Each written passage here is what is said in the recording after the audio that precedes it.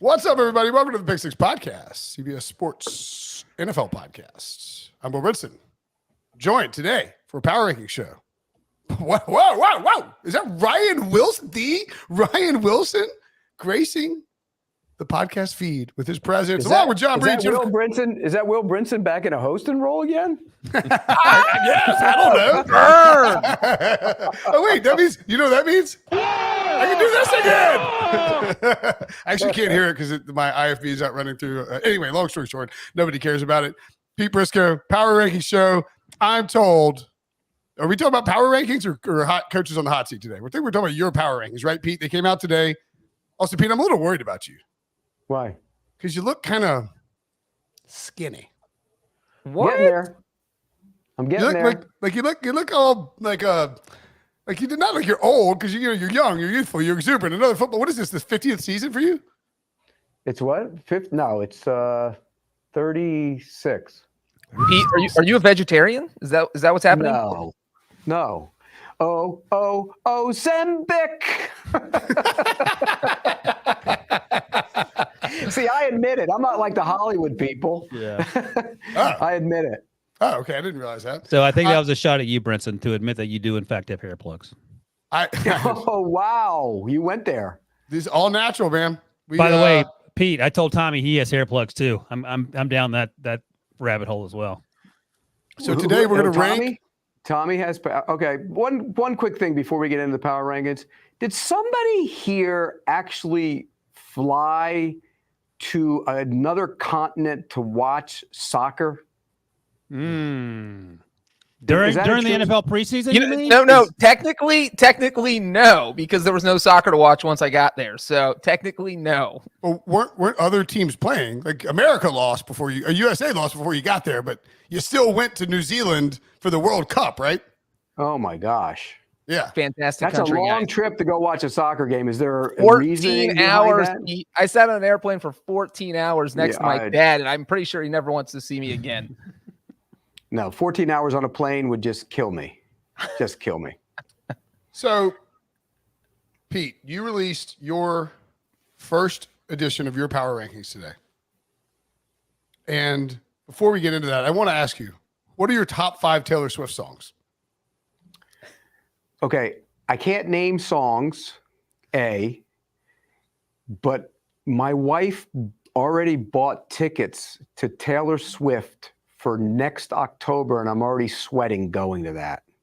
You're gonna have are you gonna make a Taylor Swift bracelet?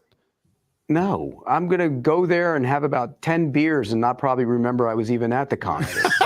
I mean, look, her songs are okay.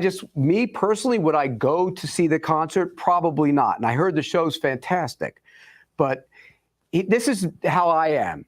It's not even this October, it's a year from now, and I'm already sweating it, okay? But, there are certain have-tos that you have to do. That's one I'll have to do, so I will go. Pete, you can flip these tickets on the secondary market, and you will have enough money to retire right now. No.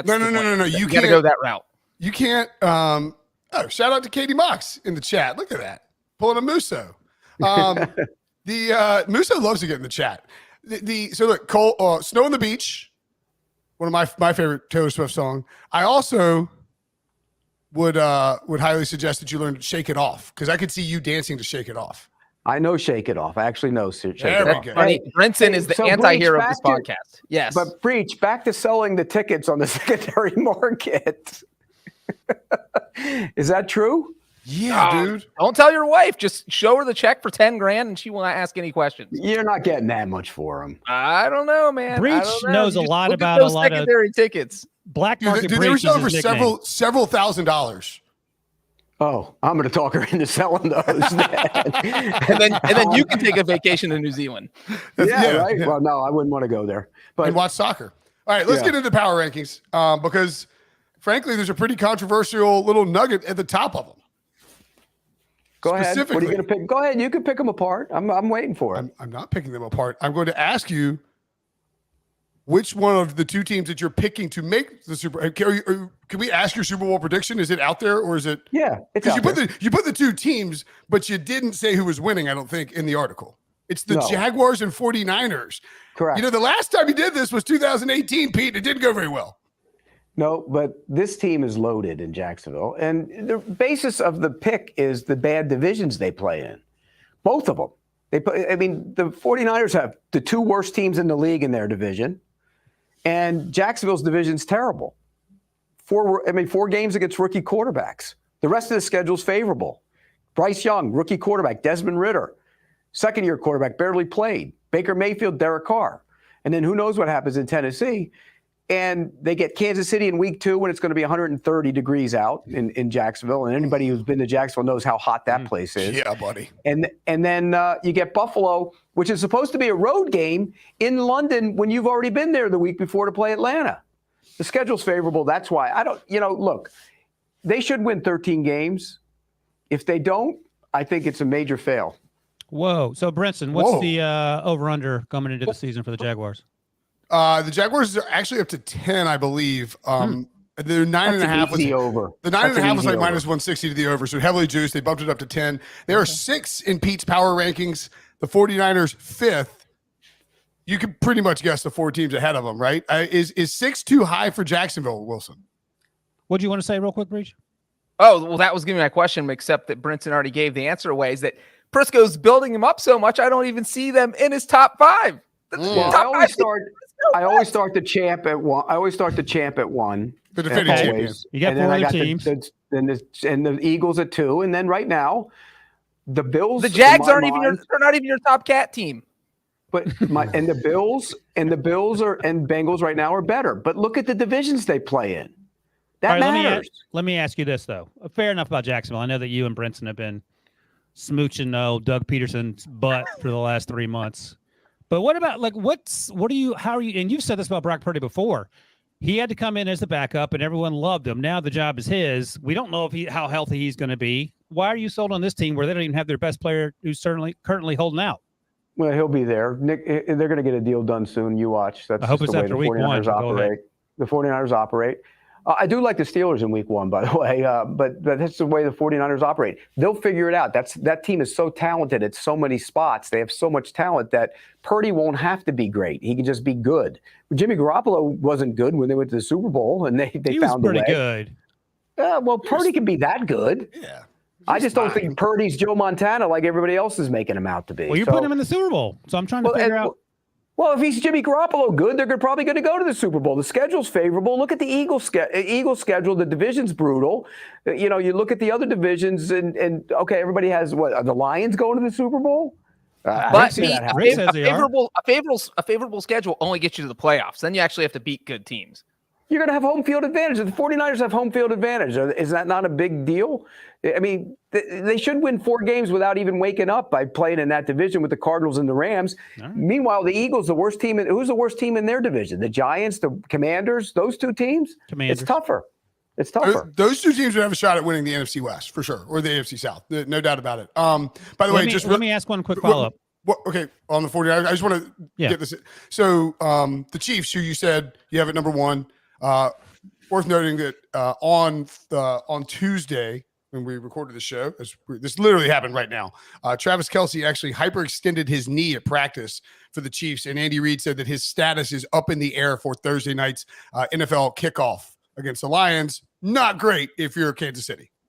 So no, that's not good at all because that's the playmaker on their offense and the guy who makes the whole thing go, other than Mahomes. So yeah, that'd be a big hit if Kelce's hurt that bad and can't play. And knowing Kelce, he'll play. He'll find a way. Yeah, he's way tougher than people give credit for. I just wanted to get that news out there. Chris Jones, if he's not there, because that just changes the whole structure of their defense. I mean, he's the game wrecker. Without him, they have no game wrecker, and that's a concern. The line has actually shifted about a half a point with some juice. It's now I see a Chiefs -6 out there, which is that was fast.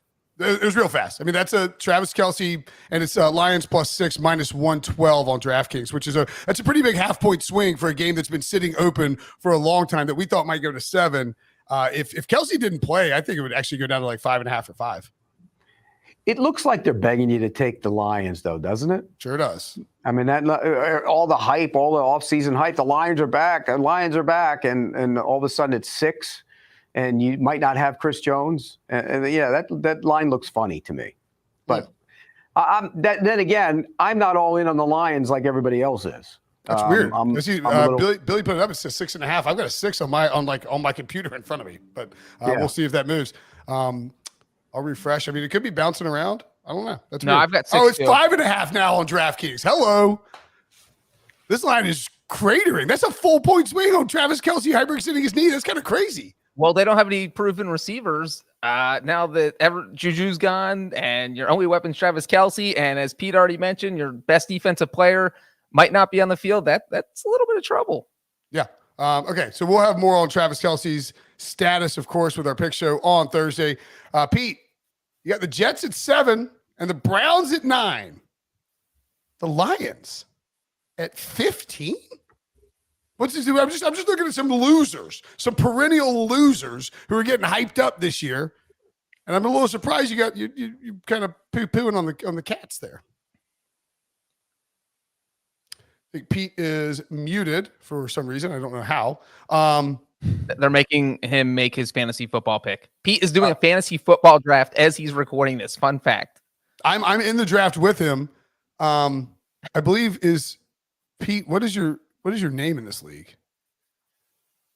He can't talk, so I don't know how he's going to answer that question. Okay, Ryan, which hyped up perennial loser between the Jets, Browns, and Lions do you think is most likely to finish in Pete's top 10 or top 5 on his power rankings at the end of the year? Well, I'll speak for Pete until he comes back. The Jets is number 7. I actually don't hate coming into the season or to the off season, as Pete yells at the production staff. If you're watching on YouTube, you got to watch on YouTube. If you're watching on YouTube, this is actually outstanding because Pete is correct. Like I don't know what's happening with Pete being muted. Pete's unmute me. There you go. There you go. All right. So Pete, let me ask you about the losers that Brinson mentioned. 7, the Jets, I get. The 9, the Browns. I don't know what you're smoking in terms of the medication you're talking about. So can you explain to me why the Browns are at 9? Yeah, because that roster is loaded across the board everywhere. And what makes you think the quarterback is not going to be average? Well, if he's close to what he was with the Texans, close. I'm asking why would he be that? Why can't he be that? Why would he be that based on what we've seen? Well, let's put it this way. He's not going to be as bad as he was a year ago, and he's probably not going to be quite what he was with the Texans, but he can be significantly closer to that, and that roster is loaded. That's why. The Browns have talent across the board. The run defense is a concern. Tomlinson's got to stay healthy and be a big part of what they do in the middle of that defense, but they are loaded. They can rush the passer. Denzel Ward's concussion problems. Yeah, they got a ton of corners. They got a million corners. They've drafted a ton of them. Okay. They have no issues. That team is loaded. That's why. And as far as the Jets, look, Rodgers makes them a contender. Period. But again, offensive line issues for the Jets. That line is a concern. That major concern.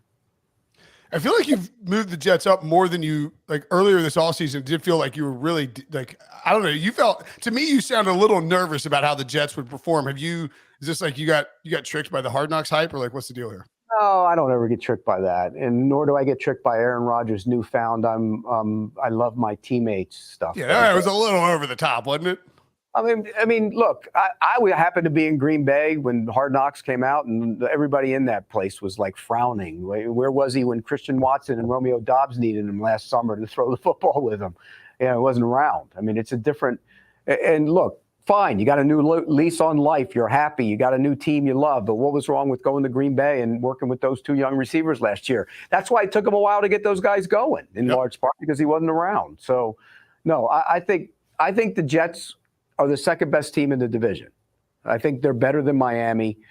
They will push each other, but I think Buffalo's still the class of that division.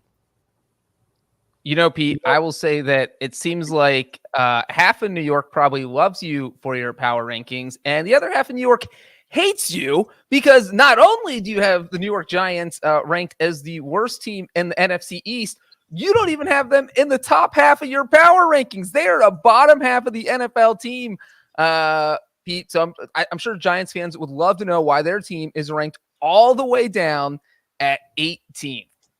Well, okay. Are they better than the Cowboys? No. Are they better than the Eagles? No. Are they better than? I don't think they're better than Washington. I think Washington's the surprise team in the league this year. Why? Yeah. Look at their front 4. Going to be able to rush the passer with 4. which is important. They add Emmanuel Forbes, who I think is going to end up being the rookie of the year. I love him. I love them coming out. Cameron Curl, most underrated player in the NFL. They've improved the offensive line. They have tons of weapons outside, and the way to use them, they can get creative with them. I think Bieniemy will be very creative with his ability to do that.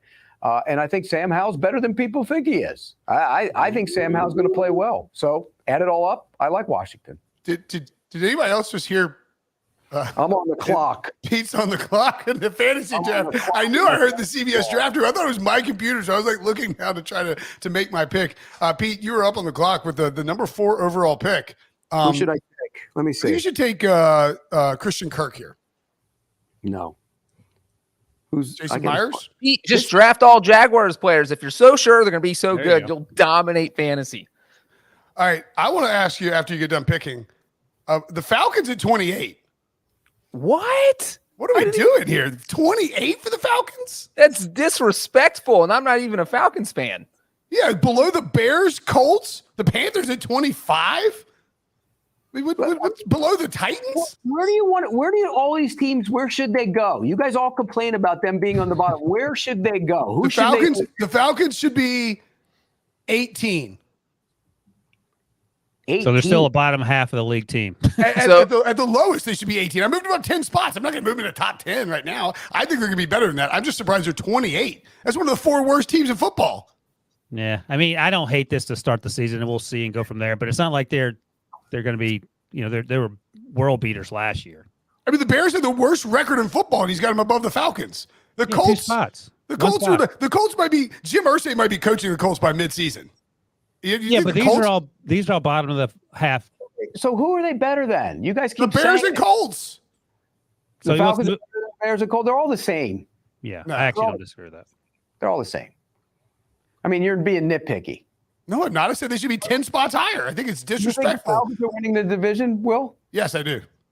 You do? Yeah. What, they got such a vaunted pass rush. Is that why? I think they improved. No. They don't have any edge rushers. They don't. They you don't need a vaunted pass rush in the NFC South. You just need a somewhat functional anything. Yeah. Why does it have to be vaunted? Can't it just be like?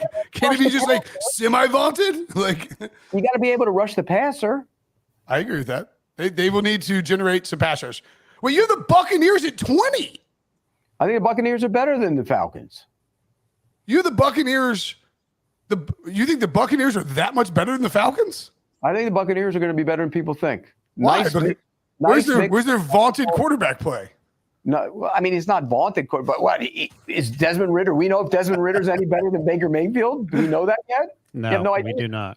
No, and I think when you look at their defense, it's going to be really good because I think they're going to Diaby's going to end up helping the pass rush. I think getting Shaq Barrett back healthy again is going to help the pass rush, and their secondary is going to be good. And we know their linebackers can run.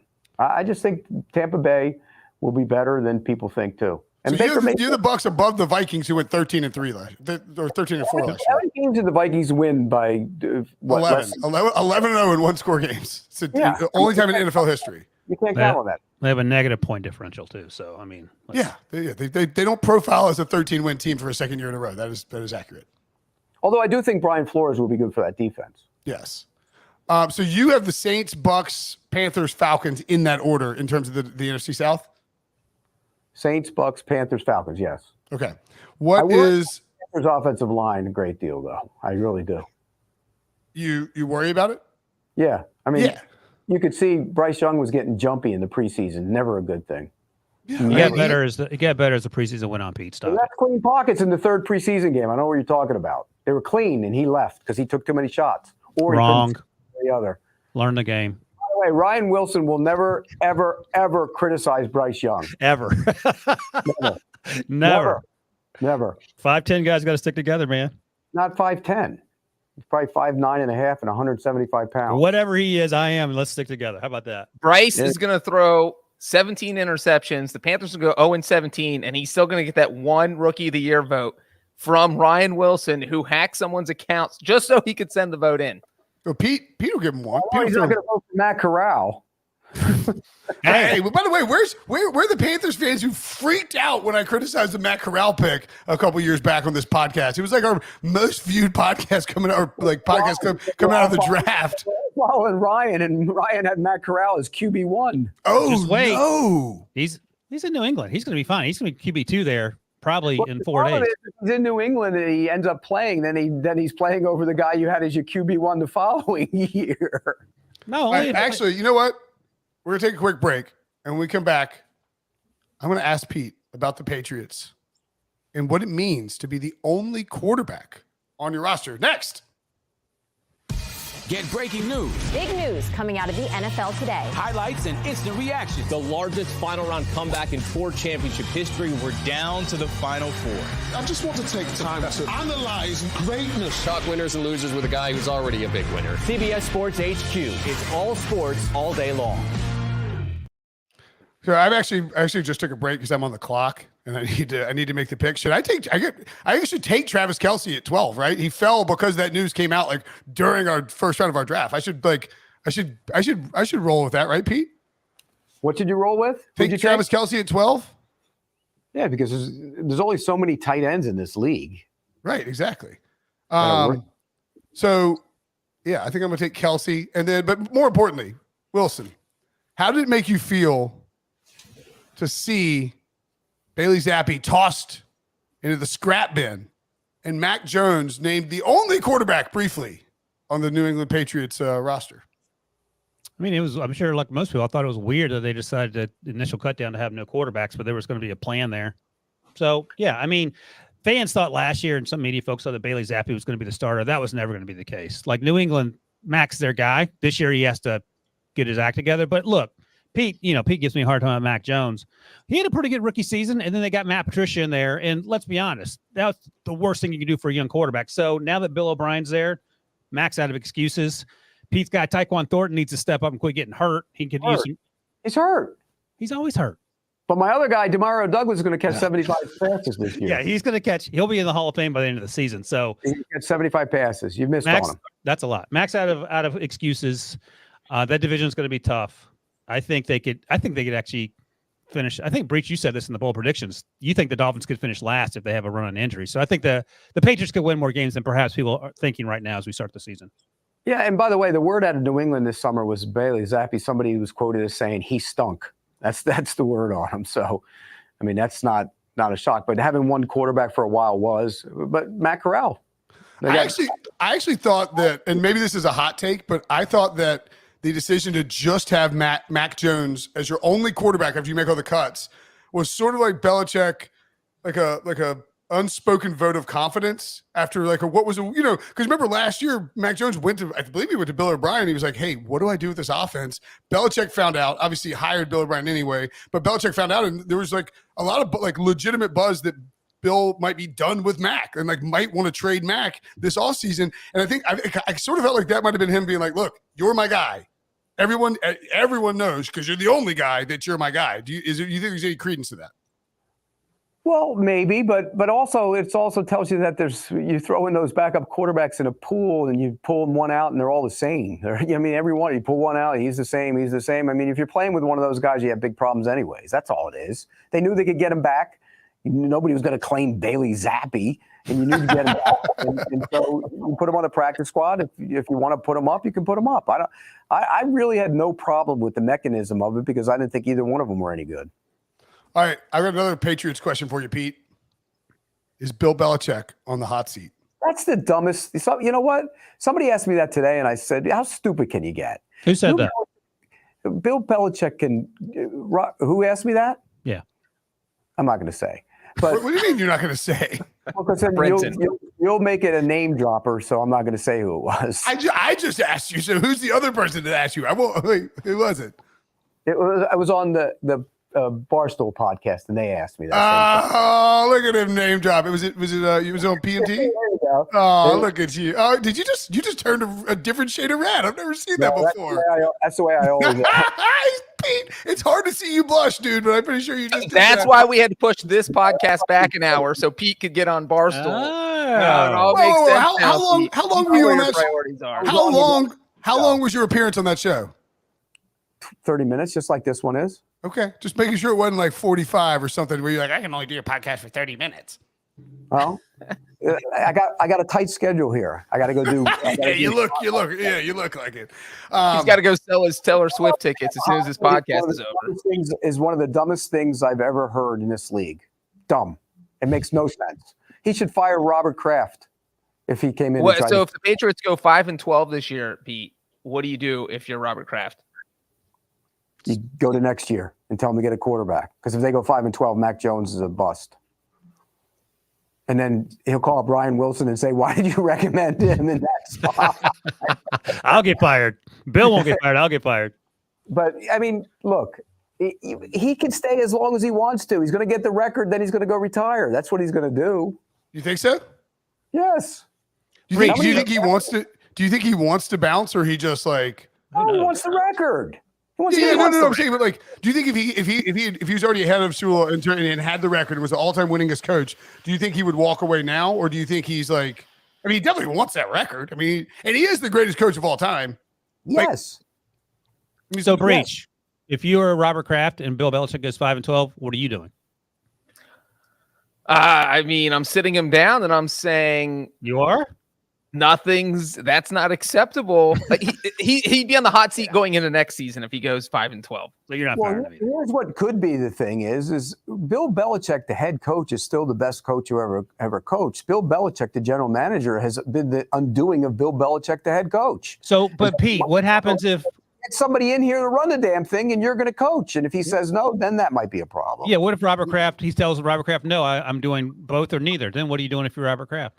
Well, then you have a decision to make. Because Bill Belichick's decisions have not been great. Let's be real. So wait. Are you saying that Bill Belichick, the general manager, is on the hot seat? Should be. Oh, His whole career, stop to be honest with you. He's made some bad decisions. Prisco. He drafted a quarterback in the 6th round and ended up being the best of all time. He got lucky. I mean, the whole dynasty is based on luck, if you really want to point it out. Prisco calling I don't want to point it out. Belichick on hot seat. No, he's not on the hot seat. The GM Belichick is on the hot seat.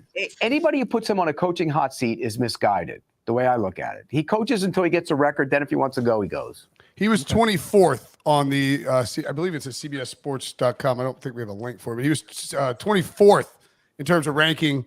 Robert Saleh, number 7, and Mike McCarthy, 10. Wait a second. On what? I don't know this. We were providing a list of. And they had Belichick at 24? I mean, I think 1 is hottest seat, 24 is coolest. Okay. I mean, 32 is coolest, right? Like Andy Reid is 30, or is it reversed? That's got to be what it is, right? I don't know. He's not on. It's stupid to say he's on the hot seat. Don't say it. Who? Belichick. All right, let me throw some names at you, Pete, and you tell me how hot their seats are. All right. Yep. I actually looked around the internet for this, and this is some stats nerds put this stuff together based on historical evidence. So at the top of the list, I was checking. I was actually through a Washington Post story. Ron Rivera. Yes. All right, is his seat hotter or cooler than Josh McDaniels? Cooler. But Josh McDaniels has only been there a couple of years. That's the difference. But cooler. Well, he hadn't been doing great. You're muted there, Brinson. I was wondering why you weren't interrupting me. Yeah. Touche. Ron Rivera's seat is way hotter than Josh McDaniels. Yeah, according to the Washington Post stats nerds and the Brinson model, you guys are in agreement. But only if only because there's a new owner. Like if you buy a team for $6 billion, you are thinking about like changing coaches if it's not somebody great. All right, noted. Number 3, Matt Eberflus. Hot? No, I don't think it's hot. Next year be hot. Yeah, I mean he's not going to get fired tomorrow, but if they start at like 2-8 or something next year, yeah, next year. All right, I don't want to bring this up because he's your dude, Todd Bowles. Todd Bowles' seat should be scorching. It's hot. Yeah, it's hot. He's number 4 in this list. He won the division last year. Yeah, but I mean, you would admit, Breech, there were some questionable in-game decisions that got us fired up during. How many other coaches won their division last year, and you're putting them on the hot seat? Bill Belichick? Oh, he didn't even win his division. I'm firing him tomorrow. Okay, so none. The answer is none. The answer is none. So Todd Bowles, no matter what happens, he doesn't have a quarterback. I think that he can be on the hot seat. That is not his fault. He can be on the hot seat if they go 4-13 this year, put him on the hot seat next year. But I don't think he can come off a division-winning season with that roster and be considered on the hot seat. All right, Breech, I'm going to list you the next 4 names on this Washington Post list, and you tell me which one's hottest. And I'm going to read them from hottest to least hot according to the Washington Post. Robert Saleh, Kevin O'Connell, Arthur Smith, Brandon Staley. Saleh, O'Connell, Smith, and Staley. Staley's got the hottest of that group. If he doesn't get to the postseason and win a game, I think he's gone. What do you think, Breech? Yeah, I think Staley's the only one that you can really put there. I don't what think if Robert Saleh. What if they tank? If they tank with Aaron Rodgers, then yes. But if Aaron Rodgers gets injured, something happens, he's not gone. Saleh's fine as long as they win 8 games. Okay. Katie Mox asked a good question about Breech's helmets. For those that don't know, John Breech buys a helmet for every place he's lived. Fun fact. Multiple the teams where Breech has lived have relocated after Breech left that city. Literally a month after I buy the helmets, they move. Breech scared off 2 NFL teams. Those are mini helmets, aren't they? Yeah. Well, I don't know. Do they fit my head? Let's see. No. Perfect. Put it on the top of your head. They wouldn't fit Brady's head, that's for sure. So Ron Rivera, according to this Washington Post thing, 88% chance of being fired in 2023. So, Brinson, do you have the hot seat odds? Is that anywhere on the Vegas machines or not yet? No, I don't think Vegas does that. So it's only offshore. So I don't think we can discuss it. Okay. But yeah, I mean, I think like it's not like a super, to me, when you look at like the coaches currently, like first coach fired odds is sort of what you're asking, but it's like, yeah. What's that? What about Dennis Allen? Yeah, he's midway through this list, but it certainly feels what like about slow there. Kevin Stefanski? That's another name that I feel like should be a little higher. Yeah. So the Dennis Allen thing is interesting because everybody's like, Dennis Allen and Derek Carr are reunited. It's like, they won like 4 games in Oakland and Las Vegas. Like that was not a great combo. Mike McCarthy doesn't make the playoffs. He's gone probably too. If who? Mike McCarthy. I don't know, man. Jerry's weird about that. It feels like sometimes he's stubbornly sticks by someone. He'll get rid of Dak instead. Right. They're going to make the playoffs, so it doesn't matter. It's not an issue. Do you think the trade for Trey Lance was strictly about like saying, "Hey, Dak, you're going to have to like just leverage for renegotiation"? It was just getting body in there. Okay. Take a look at it. Yeah, I think Dennis Allen is currently at 15%. I think he is. I think that's too low according to the Washington Post. I think that should be. Although I don't know, is Gale? Are they really going to fire him that quickly? I think that would be surprising, right? Well, we're talking about first coach fired. I mean, I don't know. That's a tough one to figure out. Yeah, I mean, I don't think that you look at. I don't think you can look at this group of coaches as a whole and find somebody who is likely to be fired in season. I think that's the interesting thing about it. Well, someone will get fired in the season. Who's it going to be, Breech? You got to have a nutty owner. I think. I mean, if the Browns started like 1-6, I could see Jimmy Haslam. Yeah, that's a good point. Getting a little crazy and dumping Stefanski. But like Josh McDaniels, I don't think Mark Davis would fire him no matter how bad things got. I don't think the firing would happen until the end of the season. I don't think Josh Harris would make an in-season firing. You think there's going to be a firing during the season then? No, we're saying if there is, who would be the most likely candidate? Because it's hard to look at this whole roster and say, hey, there's a coach that's going to get fired in season. It doesn't feel like there's a lot of great options, but I would put probably Stefanski up there. I think just because I don't think Jim Irsay would pull the trigger this early just because you have a new coach. I don't know. I mean, he hired Jeff Saturday last year. Jim Irsay's not going to fire him. Come on. You got a rookie quarterback playing. Stop. Yeah, I don't think so either. That's what I'm saying. So I feel like if you have to have the owner plus a situation worthy of being fired for. You know what the biggest takeaway for me is? Remember a year and a half, 2 years ago, Breech, every week we were saying, when is Zach Taylor going to get fired? The solution to that problem is get Joe Burrow. That's how you save your job. You get a franchise quarterback, and then you can do whatever you want to do. We still don't know if he's a good coach or not.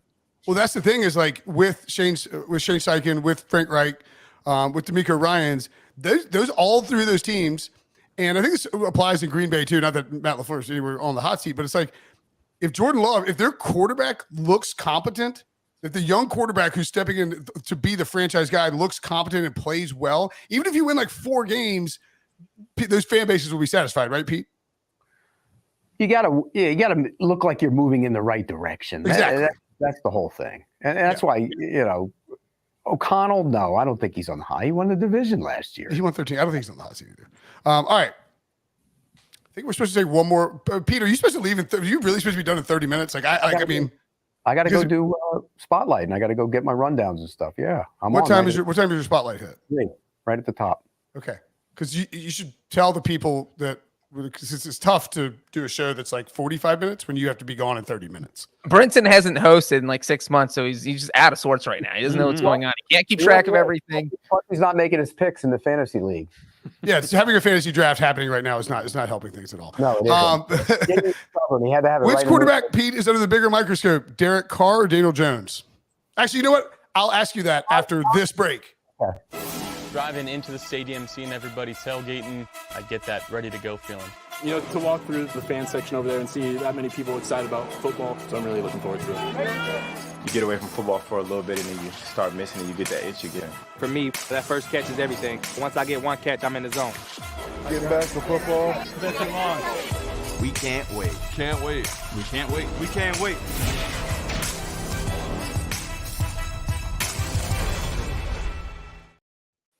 All right, Pete, who's under the most pressure, Derek Carr or Daniel Jones? I'm asking that quickly so I can make my picks. Derek Carr, easily. Yeah, I agree. It's not even close. I think Daniel Jones is a much better place. Get blocked on Twitter. Oh, but Elon's getting rid of the blocks on X. So yeah, I don't like that. Yeah, I know. That's your That's signature. a huge problem for Pete because he's blocked literally 48% of everyone who's ever signed up on Twitter. I'd like to know how many people I actually have blocked in my career. I think you can actually look it up, but I'm not 100% sure how one would go about doing that if one were so inclined to look that up. We should send a "Get Off My Lawn" T-shirt to everyone who's ever been blocked by Pete. I would estimate that Pete has probably blocked several thousand. Yeah, Katie does always get Pete out on time. I keep Pete for an extra 10 minutes just to troll him and to get our paid advertisements in. All right. Who's under more pressure, Sam Howell or Jordan Love? Jordan Love. No, it's Sam Howell. Jacoby Brissett. Jordan Love's been there a while. He's waited. He's waited for 3 years. This kid's Who's the backup? Huh? Who's the backup if he struggles though? It doesn't matter. Well, it does matter because Jacoby Brissett can go play for Sam. If you're the Packers and you got this kid as your next guy up as your quarterback, the pressure's way more on him. Wrong. I would just say I don't necessarily disagree with Pete, but I do think that Jordan Love is going to get 17 games no matter what. There's no chance of him being benched. If Sam Howell were to struggle, but the team was playing okay and maybe got the 4-4, that Rivera would at least think about benching Howell to give his team a better shot to win. And also, I don't think that situation would ever come up in Green Bay. Yeah, and to follow up on that point, if we're talking about Ron Rivera being on the hot seat, he ain't going to wait around for Sam Howell to figure it out either. So he may be pushing for Jacoby. No, from that standpoint, you're right, but more pressure definitely on Love. All right. More pressure, Lamar Jackson or Justin Herbert? Ooh, that's a good one. Yeah. Justin new Herbert. offense, both new offenses. Neither has been to an AFC championship game. Somebody has an MVP on their resume. Yeah. The other guy does not. Yeah, so does Cam Newton. How's he doing? By the way, so like, it's more on Herbert. He's got to win a playoff game. Herbert is impervious to pressure. Lamar's won. How many playoff games has Lamar won? One. I agree with Pete. I think it's Lamar. I think it's Herbert. Until he gets that first playoff win, that's the monkey you got to get off your back. He's not afraid of you, Breech. Yeah, it seems like he is. He's afraid of the Jacksonville. Blew a 27-0 lead. Oh, boy. What's next? I know Justin Herbert gave up all those points to the Jaguars, remember? He sure did. Terrible. He didn't score any in the second half. Wasn't his fault, Breech. He was sad. Offense didn't touch the ball at all in the second half. Is that his cat died? All right, who's next? Who's under more pressure? Jimmy Garoppolo or Eugene Cyril Smith III? That's easy, Pete. Don't get this one wrong. Ooh, Geno Smith. No, that's wrong answer. Jimmy Garoppolo is under more pressure than Geno Smith? Yeah. Why is Geno under pressure? He had a great year last year. Well, he got to do it again. The whole idea is he's got to do it again. Do you think, it's like it's a given he's going to do it again? He's never done it before in his whole career. Jimmy Garoppolo. You just said Brock Purdy's going to do it again. I didn't. What do you mean he's going to do it again? He still hasn't done it. He's only played 7 games. But you haven't gone to the Super Bowl. That team is stacked, and they got an easy schedule. Seahawks are stacked too. I mean, they went to the Super Bowl with Jimmy Garoppolo playing quarterback. Think about that. Why is Jimmy G not under any pressure in that Vegas team? Because the Vegas team's not supposed to be good. Okay. The Seattle team's supposed to be good. What do you think, Breech? I agree with Pete. I'm siding with Pete again. Why do I My keep God, asking us you? short people. Because Pete needs some validation, and that's what I'm giving. I mean, I agree with him. The Raiders there's no expectations there. Nobody's expecting them to win a division. If they go 4-13, Jimmy Garoppolo is not losing his job. No one's going to care except for Raiders fans. But if the Seahawks Did you go guys just say Josh McDaniels is on the hot seat? no, that's different than Jimmy Garoppolo being on the hot seat. Josh McDaniels might lose his job. Yeah, this doesn't impact Jimmy Garoppolo. There's a million quarterbacks in the draft next year. They'll find one next year. If the Seahawks go 4-13, Geno Smith is not the Seahawks quarterback in 2024. Right. Much more pressure on him. Stop it. Aiden O'Connell's the current quarterback on that Raiders that's taking over Pete. They don't You're need to just draft one. Eugene's number one fan, Wilson. That's the problem here. Conflict of interest. Get Wilson off the podcast when we talk about Geno. Him and Bryce Young are the two guys I love the most for sure. More likely to go first overall, Caleb Williams or Drake May? Oh, stop it. Who? Caleb Williams or Drake May? As Pete makes his pick. Let's see what Pete takes. Caleb Williams is going first overall, definitely. Yes, that is not changing. The real question is who is going to be QB3. That's going to be a fun conversation. Pete, are you actually making a fantasy draft pick on your phone right now? I am. I need a wide receiver. You should draft James Conner. No, I'm looking for a wide receiver. I'm just kidding. Okay. You know what? Since Pete's drafting and needs to get out, you do whatever. FFT? What are you doing? HQ? I'm doing HQ. No, Spotlight. 3 o'clock. You'll be joining us to rank Taylor Swift songs all season long. We'll be doing power ranks and random rankings. Yeah, you'll pick them apart next week. I'm ready for it all week, every week. I'm fine. So come back, same spot, same Pete spot, same Pete time. Thanks for watching. For Wilson, for Pete, for Breech, I'm Brinson. We'll see you guys later.